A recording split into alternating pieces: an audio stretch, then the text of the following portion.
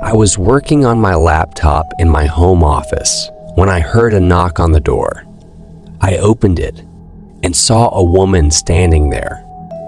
She looked like she was in her 20s with blonde hair and blue eyes. She smiled and said she was new in the neighborhood and wanted to introduce herself. She said her name was Lisa and she lived across the street. She asked if she could come in for a cup of coffee. I thought she seemed friendly enough, so I invited her in. We went to the kitchen where I brewed some coffee and offered her a seat. We chatted for a while and she told me about herself. She said she had moved here from another state after breaking up with her abusive boyfriend. She said she was looking for a fresh start and hoped to make some friends here. She seemed nice and harmless, so I didn't suspect anything wrong. Then she asked me if I lived alone. I said yes, and that's when she changed. Her smile turned into a smirk and she reached into her purse. She pulled out a knife and stabbed me in the stomach. I felt a sharp pain as the blade pierced my flesh, and I stumbled backward, clutching my abdomen. Blood seeped through my fingers, and I looked up at Lisa in shock and betrayal. Why? I managed to gasp out. Lisa's eyes were cold and calculating as she advanced towards me, knife in hand. "You shouldn't be so trusting," she sneered, "especially to strangers." I realized then that I had made a grave mistake letting her into my home.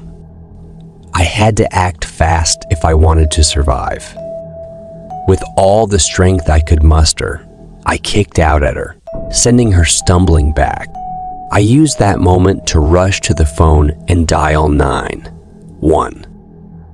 As I spoke with the dispatcher, giving them my address and explaining the situation, Lisa regained her footing and charged at me again. I threw the phone at her, hitting her in the face, and made a break for the front door. I could hear Lisa's footsteps pounding behind me as I flung open the door and ran out into the street, screaming for help.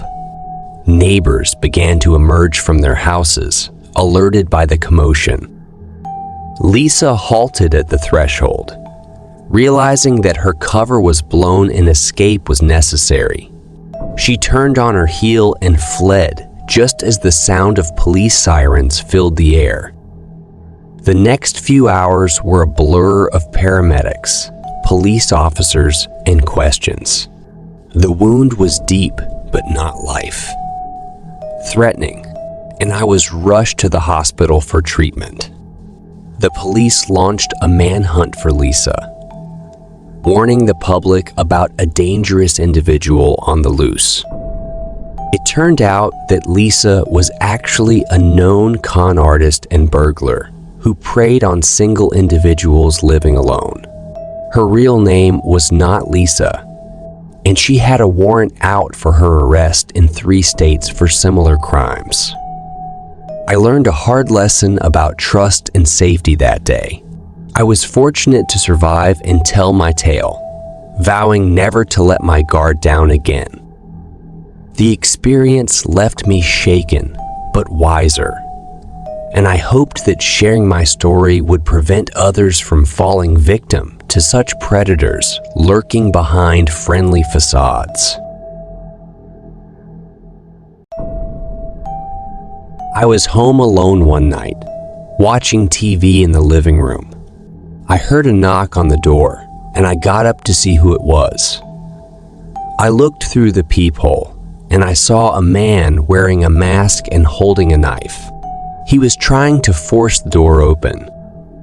I panicked and ran to the kitchen, where I grabbed a phone and called 911. I told them my address and that someone was trying to break in. I heard the operator say they were sending help. But then the line went dead. I realized the man had cut the phone line. I heard him kick the door open and enter the house. I hid under the sink, hoping he wouldn't find me. He walked around the house, searching for me. He came into the kitchen, and I held my breath. He opened the cabinets, looking for something. He reached for the sink, and I screamed. He grabbed me by the hair and pulled me out. He raised his knife and stabbed me in the chest. I felt a sharp pain and blood gushing out of me.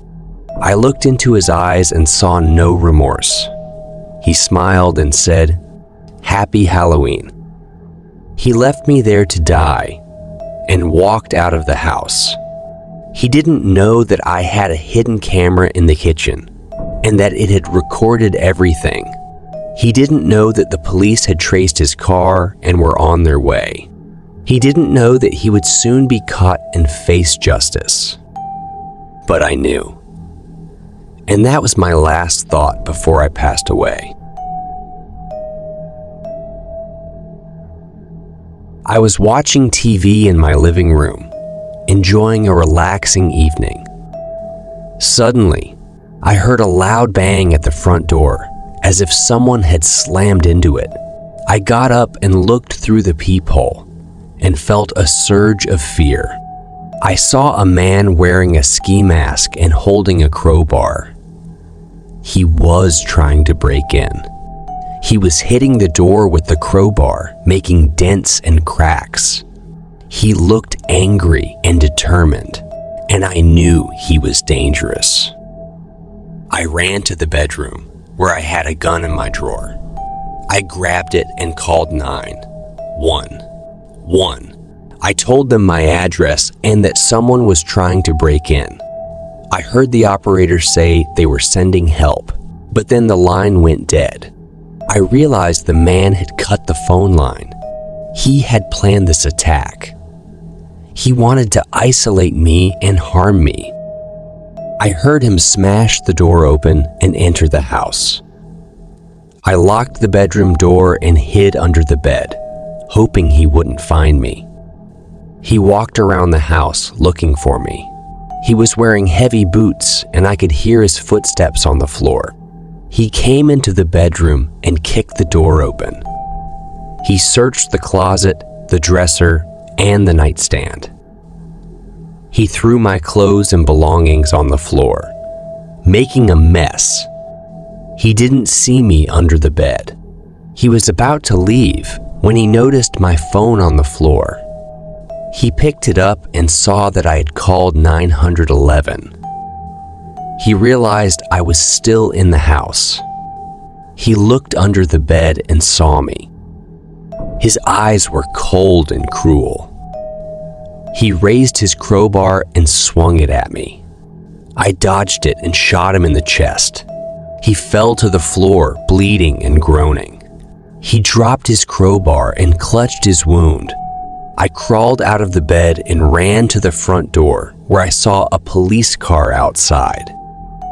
The cops had arrived, and they arrested the man. I survived the home invasion, thanks to my gun and the cops.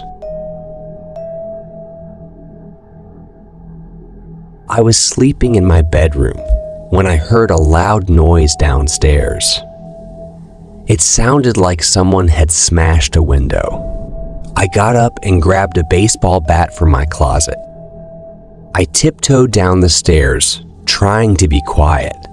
I saw two men in ski masks, holding guns and bags of loot. They had broken into my house and were robbing me.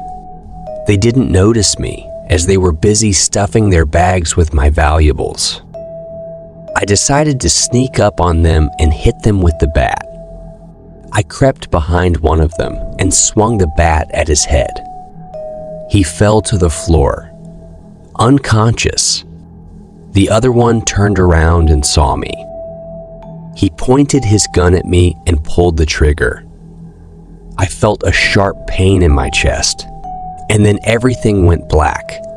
I thought I was dead, but then I heard a voice in my ear. It was my neighbor who had heard the gunshot and called 911. He had a wireless earpiece, and he was talking to me. "Hey, are you okay?" Hang in there, buddy. The cops are on their way. Just stay with me, okay? I tried to answer him, but I couldn't speak. I could only hear him and feel him holding my hand. He kept talking to me, telling me stories and jokes, trying to keep me awake.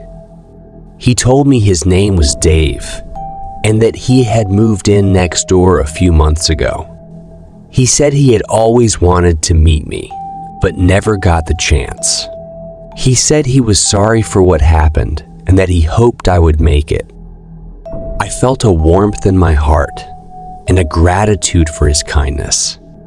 He was a stranger, but he was also a friend. He was my hero. I heard sirens outside and then footsteps in the house. The cops had arrived, and they had arrested the other robber. They found me and Dave, and they rushed me to the hospital. I survived the gunshot wound, thanks to Dave and the doctors. Dave visited me every day, and we became good friends. He even helped me move to a safer place. He saved my life, and he changed it for the better. I was home alone one night, around 9 p.m. I had just finished watching a comedy show on Netflix, and I was feeling relaxed and happy.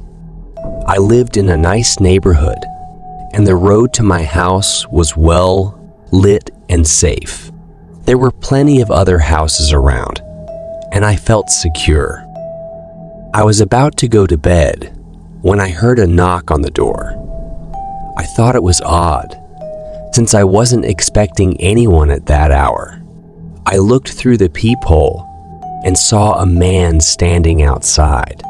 He was wearing a suit and tie and had a briefcase in his hand. He looked like a salesman or a lawyer. He smiled and said, "Hello, I'm sorry to bother you, but I'm looking for Mr. Smith. Is he home?" I didn't know any Mr. Smith, and I told him so. He apologized and said he must have the wrong address. He asked me if I knew where Mr. Smith lived, and I said no. He thanked me and said he would try the next house. He seemed polite and harmless, but something about him made me uneasy. Maybe it was his eyes, which were cold and piercing. Maybe it was his voice, which was smooth and calm. Maybe it was his briefcase, which looked heavy and bulky. I decided to close the door and lock it, just in case. I also turned on the alarm system, which I rarely used. I felt a bit paranoid, but better safe than sorry. I went to bed, hoping to forget about the strange visitor. I couldn't. I had a nightmare that night. A nightmare that he came back. A nightmare that he broke into my house. A nightmare that he had a gun in his briefcase. A nightmare that he shot me in cold blood. I woke up with a start, sweating and shaking. But then I heard a noise. A noise downstairs. A noise of glass breaking. He was here. He had come back. He had broken into my house. He had a gun in his briefcase. He was going to shoot me in cold blood. I screamed and grabbed my phone. I dialed 911, hoping to get some help. But before I could say anything, he kicked down my bedroom door. He pointed his gun at me and said, "Hello, again." He pulled the trigger and everything went black.